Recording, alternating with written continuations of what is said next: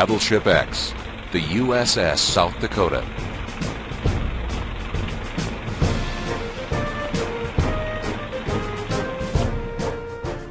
Because of the World War II exploits against the Japanese in the South Pacific, this mighty battleship became a legend before she was a year old.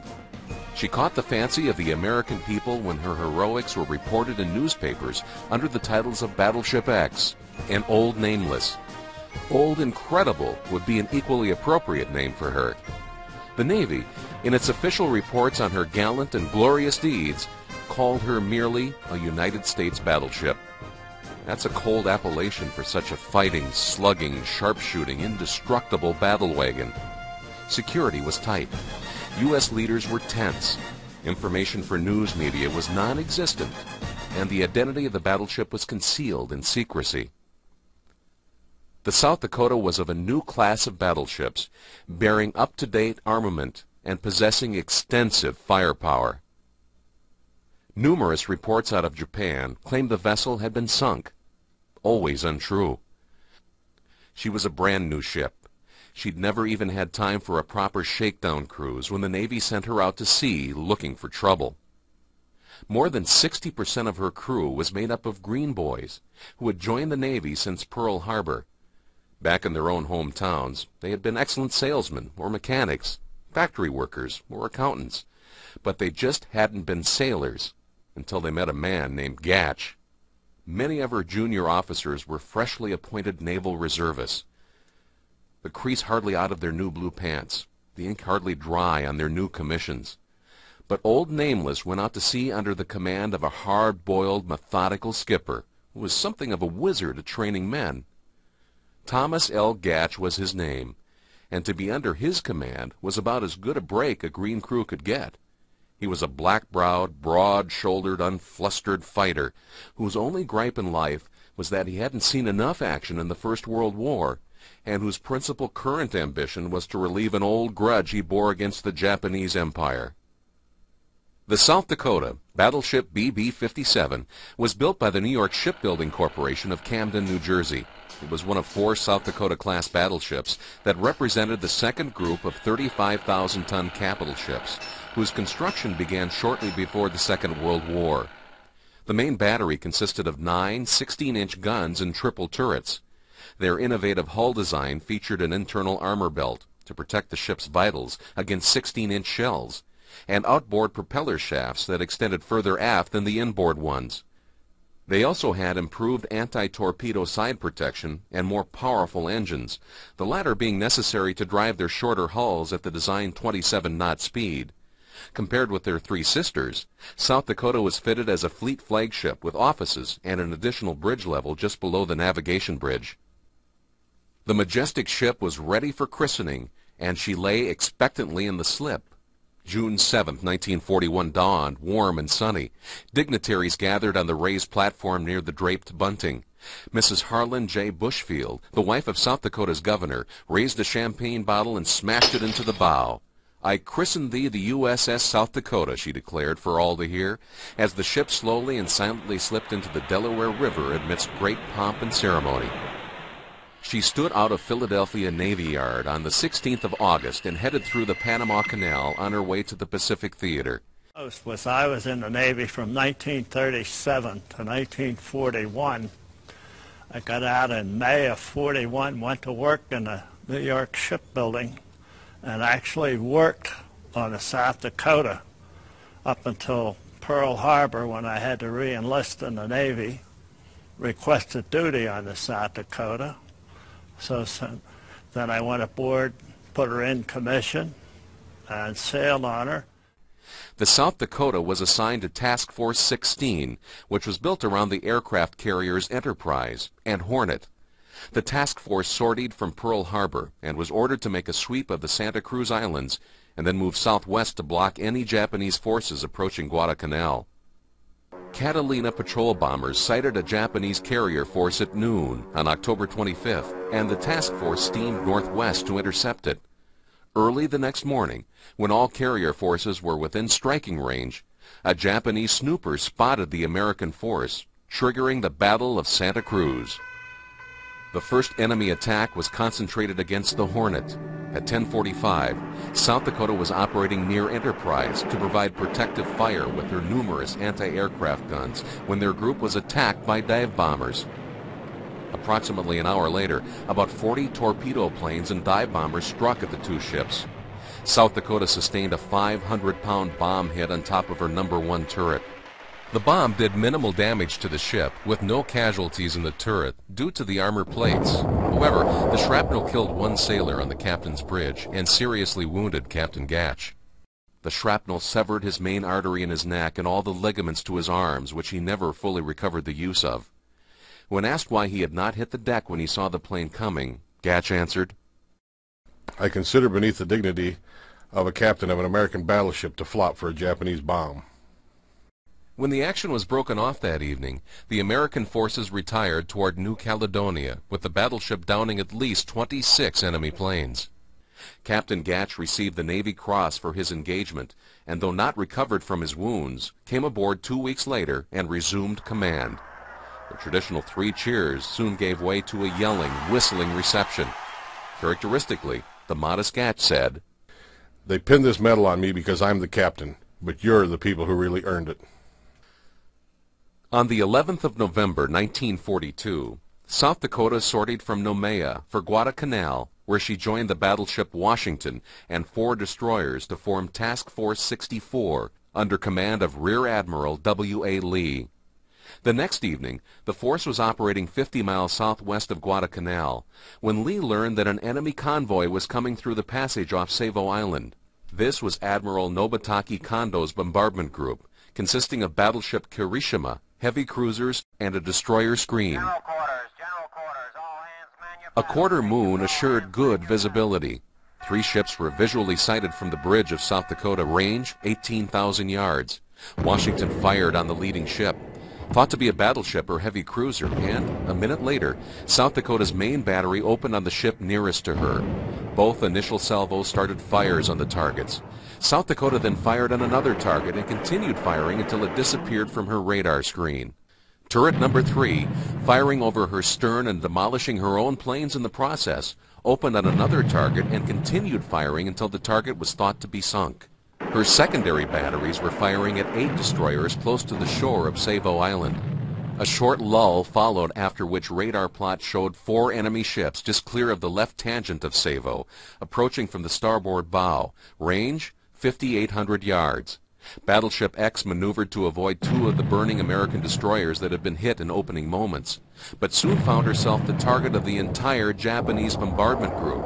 Skewered by searchlight beams, South Dakota boomed out salvos at the pugnacious enemy, as did the Washington, which was attempting to deal out severe punishment upon the Kirishima, one of South Dakota's assailants. South Dakota's secondary batteries put out the lights, and she shifted all batteries to bear on the 3rd ship, believed to be a cruiser, which soon gushed smoke. Continuing her effective fire, Battleship X helped sink the formidable Kirishima and another destroyer. South Dakota, which had been under fire from at least 3 of the ships, had taken 27 hits, which caused considerable damage. 40 sailors aboard the South Dakota gave their lives that night, and another 77 were wounded. Her radio communications failed. Radar plot was demolished. 3 fire control radars were damaged. There was a fire in her foremast, and she had lost track of the Washington. As she was no longer receiving enemy fire and there were no remaining targets, she withdrew and met the Washington at a prearranged rendezvous and proceeded back to Noumea. Of the American destroyers, 2 were destroyed during battle, 1 was sunk later, and the 4th was damaged but survived.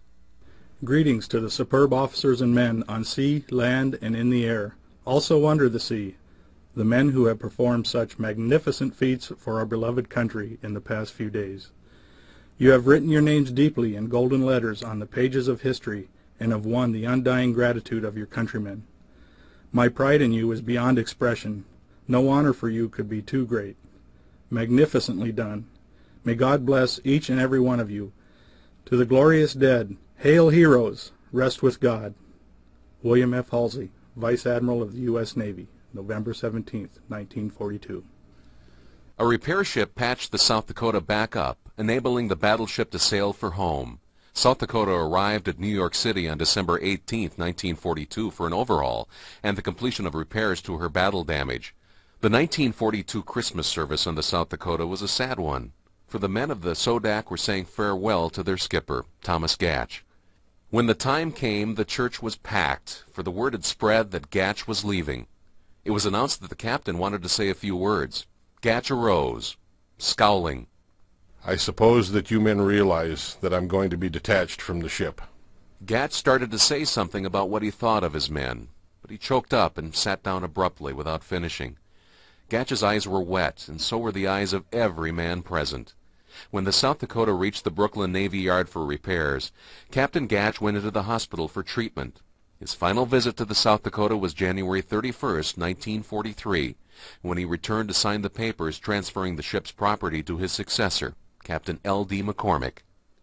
She was back at sea on February 25, 1943, and, following sea trials, operated with the aircraft carrier Ranger in the North Atlantic until mid-April. The battleship was assigned to the British Home Fleet, based at Scapa Flow, Scotland.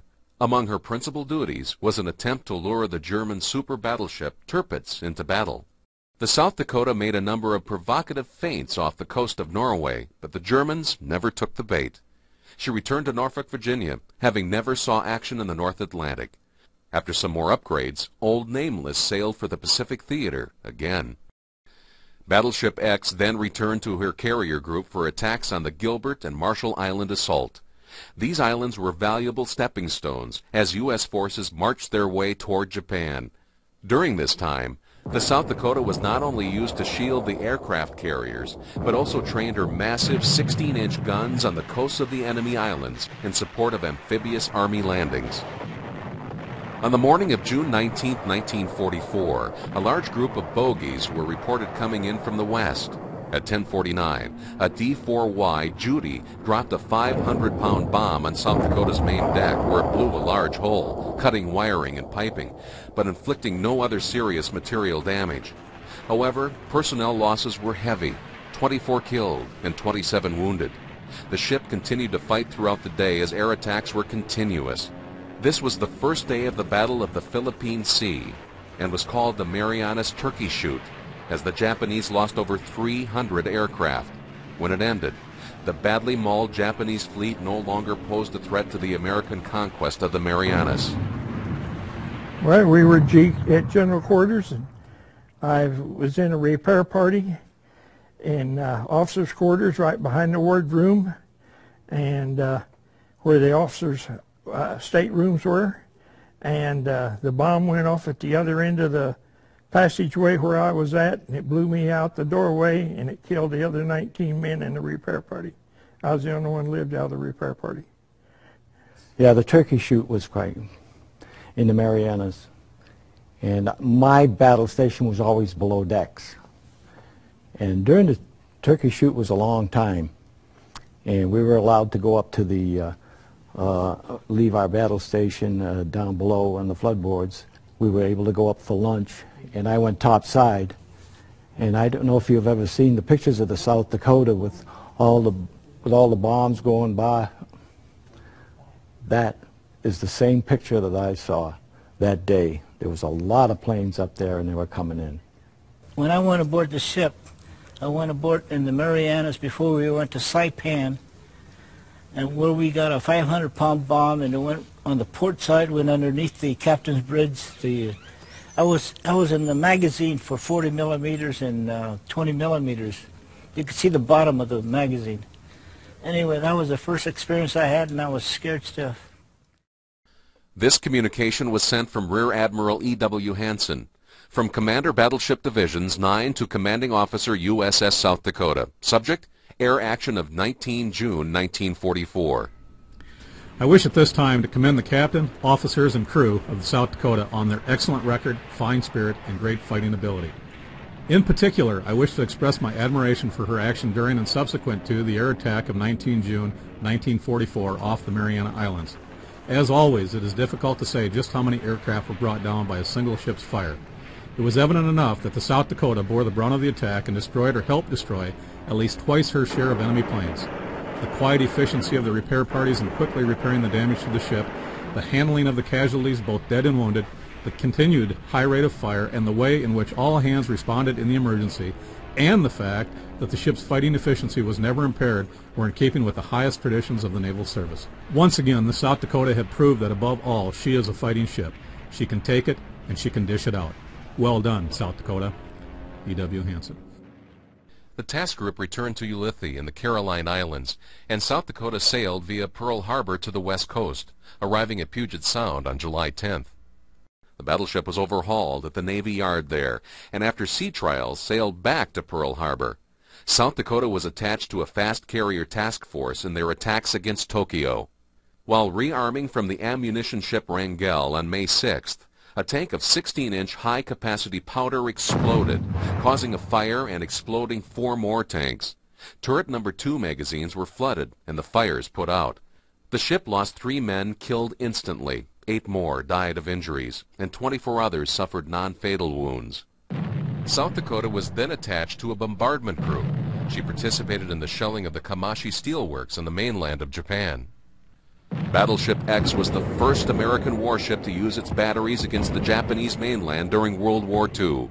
Over the next month, the Sodak and her cohorts participated in the heavy shelling of targets along the coast. One of the happiest times that we all had, in this whole war, was when they dropped the atomic bomb on Japan for the first time at Hiroshima. We couldn't believe it. We couldn't believe that this war could be over. And it was over. And the people that say that we shouldn't have dropped it were not out there on the line like these guys were. On the morning of August 15th, the South Dakota's log contained this simple entry: received information from the Secretary of the Navy that Japan has surrendered. She entered Tokyo Bay on August 29th, where Admiral Nimitz came aboard and was anchored next to the Missouri for the historic signing of the Japanese surrender on September 2nd. The war was officially over, and Battleship X, Old Nameless, had made men out of boys and heroes out of all. I guess it was the peace signing aboard the Missouri in September of '45. I was lucky enough to have a camera and go over and take pictures of the actual signing of the peace treaty. And I still have the pictures, some of the pictures I took at that time. About the highlight of my whole life, really. Life on board the South Dakota. We didn't know the other 2,500 people. You knew the ones that were in your division, and that was about it. Sometimes you didn't know all of them. Days aboard the USS South Dakota was not limited to battles alone. There was time for rest and relaxation, too. This floating city, as it was known, had several sports teams. The South Dakota baseball team played ball while in port and were ready to take on any team in the Pacific. Even the famous Bob Feller played against the South Dakota's team when he was stationed aboard the USS Alabama. While in Tokyo Bay, the Sodak's basketball team narrowly lost to the Ticonderoga team on the deck of the carrier, witnessed by a crowd of 1,500. Boxing was another favorite athletic endeavor, since it didn't require much equipment. Sodak boxers swamped 53rd Seabees and Smoker was the headline in the ship's newspaper. The boxing team took on the 53rd Naval Construction Battalion while in dry dock. In the Atlantic Ocean, they're called hurricanes. In the Pacific Ocean, they're called typhoons. But in either case, proximity to this severe weather phenomenon is potentially risky. Sailors aboard the South Dakota braced themselves for a danger that could equal the ferocity imposed by the Japanese Navy. By late afternoon of November 7, 1944, the seas were growing steadily and continued to grow throughout the next morning. Despite a northeasterly course in an attempt to escape the wrath of the storm, the Typhoon Center steadily approached the task group. Heavy seas broke over the battleship's main deck. Even a ship the size of the 35,000-ton battleship was required to reduce speed to minimize damage topside. When the center of the typhoon had passed and winds had somewhat abated, the seas remained heavy as the task group slowly proceeded back westerly to the vicinity of Leyte. The South Dakota would again experience the wrath of Mother Nature just 1 month later, as yet another fierce typhoon bore down upon her. The crew knew it would take more than torrential winds and rain to bruise Battleship X. Life aboard the South Dakota was filled with moments of terror, followed by days of restless uncertainty. The men who called the South Dakota their home knew she could take a beating and still get them back to port. They also recognized that their captains were experienced sailors who knew how to handle the mammoth ship through the fiercest of battles and how to weather the mightiest of storms. She was a warship, and that she had a lot of fighting power, and that she was a very famous battleship during World War II. She was the most decorated battleship at that time. And we were pretty proud of her record. It had 64 Jap planes shot down and 3 ships sunk, and we had bombarded enemy territory 9 times, and 2 or 3 of those were Japan before they dropped the atomic bomb. The end and a new beginning. The South Dakota left Tokyo Bay on September 20 and headed for home via Okinawa and Pearl Harbor. On October 15, 1945, Halsey's Third Fleet, led by flagship South Dakota, steamed into San Francisco Bay. Thousands of Americans lined the Golden Gate Bridge to welcome the sailors home. Bob Hope performed a USO show for all aboard while the ship rested in San Francisco Harbor. How do you do, ladies and gentlemen? This is Bob. Now hear this. Broadcasting on the deck of the battleship South Dakota in San Francisco Harbor, Hope. The South Dakota really sits low in the water. It's like every time a high sea comes up, the crew starts drawing submarine pay. The new year found the South Dakota underway for the Philadelphia Navy Yard for an overhaul. In June of 1946, the South Dakota was attached to the Atlantic 16th Fleet, but remained inactive. She was decommissioned on January 31, 1947, and placed in reserve at the Philadelphia Navy Yard. She was obsolete, the Navy said in 1962, so it decided to get rid of her. Battleship X had served her country magnificently. The people of South Dakota were dismayed by the decision. They would like to bring the ship intact to the upper Midwest, but it wasn't possible. Before she made her sad journey to the scrapyard, a group of concerned South Dakotans formed a memorial foundation to preserve selected portions of the ship, as well as other mementos, which could help remind Americans of the gallant part she played in their nation's history. The result of the Foundation's efforts is the battleship USS South Dakota Memorial, a tribute to a great ship and her fine crew. 2 years later, in 1964, items started arriving by rail car for the new memorial, including the ship's bells, anchor and chain, teak wood decking, mainmast, electronic equipment, and various logs and records. Lifelines and stanchions were used to recreate the 680-foot-long outline of the South Dakota's main deck. The memorial was completed within 5 years and dedicated with appropriate ceremonies on September 7, 1969. The principal speaker was Vice Admiral Bernard F. Roeder, commander of the Navy's First Fleet. In his dedicatory remarks, he said, "This grand memorial shall stand in quiet tribute to a man-o'-war, a Navy fighting ship that did its best for her country." The memorial grounds today have many unique pieces, many of which were rescued off the old battleship. Along with the anchor and mast, other items have been added, such as the fire control radar antenna, 5-inch guns, the screw, and a massive 16-inch gun barrel. The gun barrel presented a distinct challenge in this cross-country journey. The Memorial Commission wanted to bring the barrel to South Dakota intact, without a welder's torch slicing it in two. After loading it onto a barge in New Jersey, the metal giant made its way by rail car through the Midwest to Sioux Falls. Once there, it was offloaded to a flatbed truck for its final trip to the memorial, where it stands today, beside a 2,700-pound shell that the old cannon used to slew. Inside the museum, many rare and unique items are on display, including hundreds of photos, paintings, and newspaper articles. The actual design model of the ship is an interesting item in the exhibition. The $50,000 model was built in the late 1930s to the scale of 1/4 inch, equaling 1 foot, and allowed the Navy to envision how the ship would look and operate. In days long before computers, this visualization was necessary to understand the space needed for all the vital components, including anti-aircraft guns, Kingfisher scout planes, and catapults, cranes, and other mechanisms. Located next to the ship's 900-pound bell is a silver service belonging to Captain Gatch, presented to him by the first crew to sail with him on the South Dakota. Teakwood deck planking salvaged from Battleship X makes up the ceiling of the building and gives the museum a familiar scent of an ocean-going vessel, even though it's been 60 years since their last mission. A solemn piece acquired from the battleship USS Arizona lies in front of a special flag. Following the Japanese surrender, Nagato, the last active Japanese battleship, was boarded and secured by American sailors from the Sodak. Her flag hangs in the newest section of the museum today.